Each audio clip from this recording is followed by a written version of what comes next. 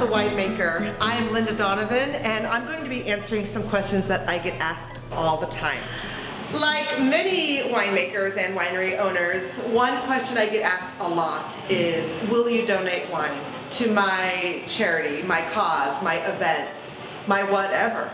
Every year I get at least 50 people asking me to donate wine to their cause. Many of these people I have never even met before.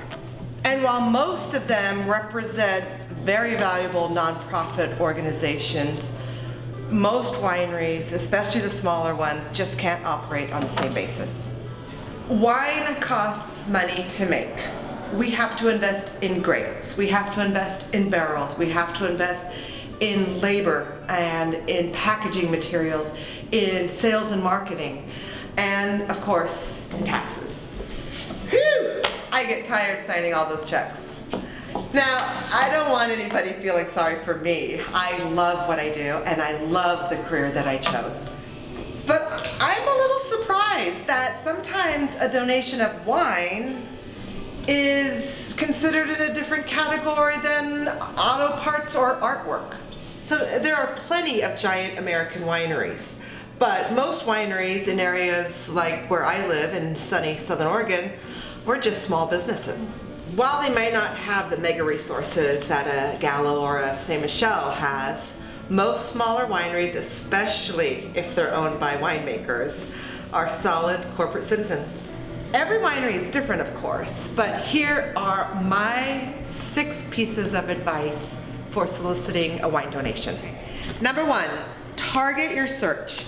Don't just pick up the phone book and start dialing wineries from A to Z. It is important that you understand the interests of the decision makers and what they've supported in the past. In my business, the causes I support the most are economic development in my area and animal welfare. There are plenty exceptions to the rules, of course, but you'll get a much more pleasant response if your passions are aligned with the winery's passions. Number 2, do your homework. Before approaching any winery for a wine donation, understand what they make and what they don't make. Read their charitable giving policy if it's on their website, or call for a quick summary. Understand how what you want is priced at wholesale and at retail, so you know the donation's true value. Number 3, make a genuine connection to the winery. Get to know the owners, the winemaker, the tasting room staff. If you drink, buy their wine for your personal cellar. Attend their events, and even consider joining their wine clubs. Friends help friends, not strangers, no matter how important the cause. Number 4, ask professionally. Explain precisely how the winery will benefit from any wine donation. Explain how and when the wine will be used and poured. And explain precisely what will be required of the winery and its people. Number 5, request something reasonable.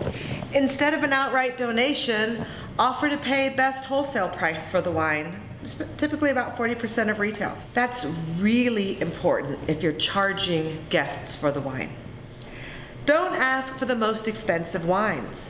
Lower cost second labels can make great event wines, so don't be that guy. Finally, number 6, showcase the donor. Make sure the contributing winery is featured in all promotional materials and communications. If a winemaker agrees to appear at a charitable event, let that person say a few words about their business and the wine that they donated.